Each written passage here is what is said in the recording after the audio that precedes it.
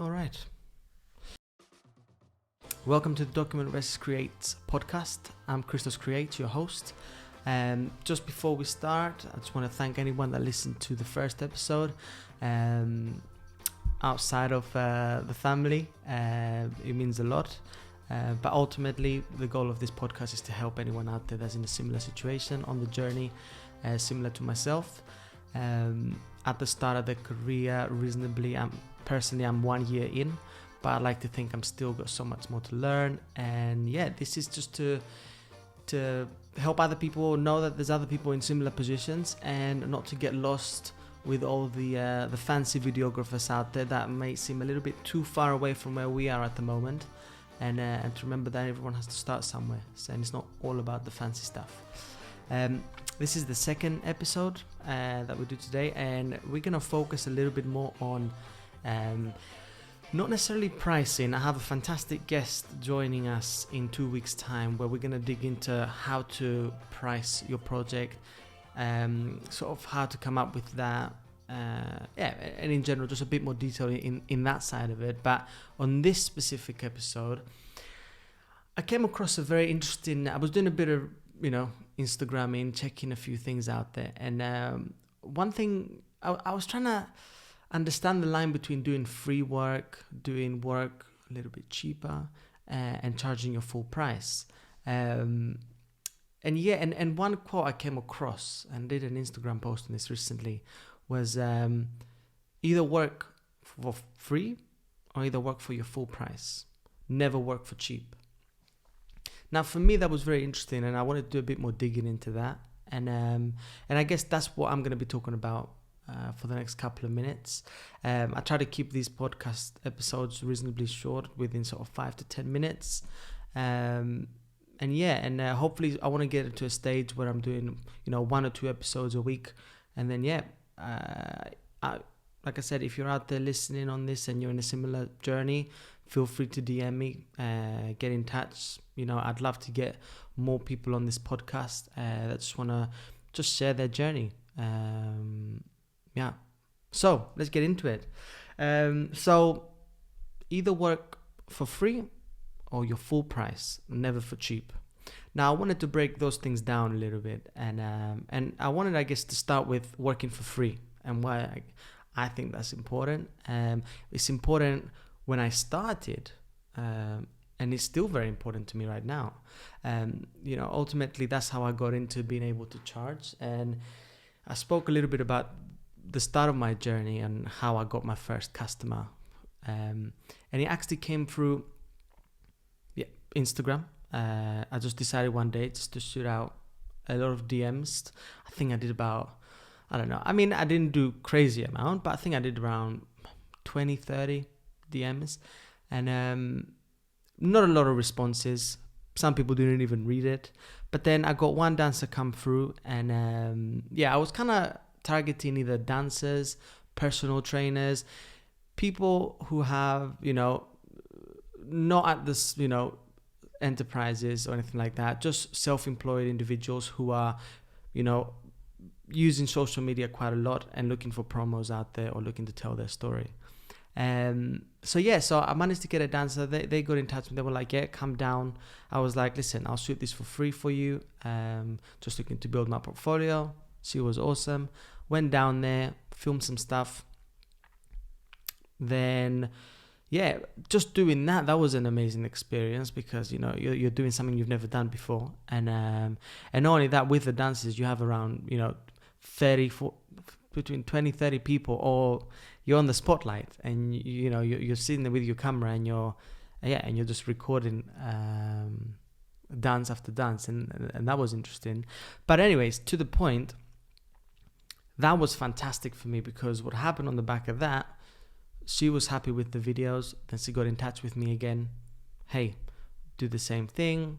Gave her the price, and ultimately the price I gave for that was based on what I thought people were charging at the time. So I wasn't going underselling myself, and I wasn't going over either. And then the great thing that happened, I got recommended. I actually got business on the back of guys that were doing the classes. So that was awesome. So yeah, free work. Now, free work, how I use it today, I currently have 2 projects where, I would love, and my passion is documentary filming. But it's what I think is my passion, because ultimately I need to shoot a few documentaries to know if this is what's right for me. And I love the idea of it. I love telling a story. I love telling people stories. So to give a live example, I reached out to an Instagram account that had quite a lot of followers, about 320,000 followers. And yeah, I was like, hey, let me make a documentary about your Instagram page. Now, I don't want to go into too much detail on that because it's on the process at the moment of doing it. But what was fantastic was, I got the response. I wrote a little storyboard of what I thought would be fantastic and how it would benefit that individual. And yeah, next thing you know, the meeting was booked. And now we're in the process of, getting the details finalized. Corona, relaxing a little bit so we can start filming. But ultimately, I'm not in a position to charge for that service at the moment because, well, I can't. Because I think like anyone, if you're going to try and do something, people want to see your previous work when they're about to pay. They want to see the proof in the pudding. They want to see that you can deliver what you're saying you will deliver.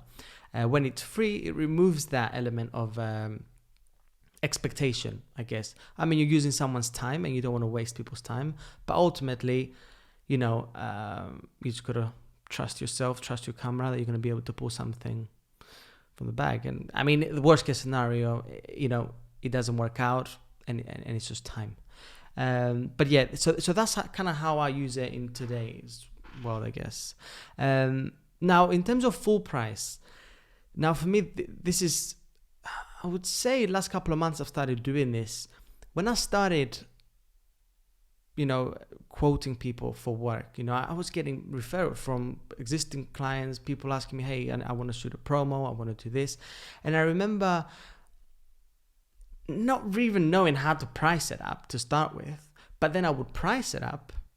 And by the time I would communicate the price to the customer, I had already taken off 50, 100, whatever. I've just taken out money off my price without even actually offering the original price, assuming that I'm going to put off my customer so badly with this price that, I've got to reduce it. And I think that's something I learned is, just trust on your ability and your passion of what you're doing and your creativity that you're going to be able to deliver something. And the worst case scenario is you get a no.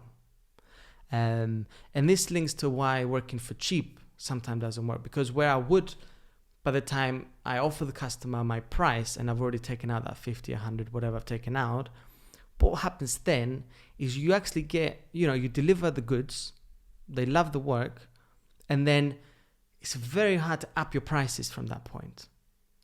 And not only is it very hard to up your price from that point, but the referral work, which is, in the work we do, referrals are amazing because sometimes it can bypass you even producing, your portfolio, like proving what you've done before just because you've worked with someone.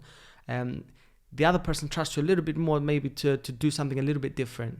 But the problem there is that if you're known as someone who doesn't necessarily charge a lot of money or your price, then you are getting hired on the basis that you are cheap, not that you are great or you're good at what you do. So, and I saw that happen to me. I was getting referred to some work and the price stayed at the price I originally had said, which was a price that had come from my original cost minus what I thought the customer wouldn't want to pay, to now being stuck at this price range. So I think that's the biggest takeaway for me personally. And yeah, so moving forward now, I really focus on, when I price up a specific project, I want to get a quote over there, stick to your gun. And yeah, it's just something I've learned, and I don't know if that's going to help someone out there. It's something that recently I've just got into in a bit more detail, and yeah, and it's working. I'm seeing more customers.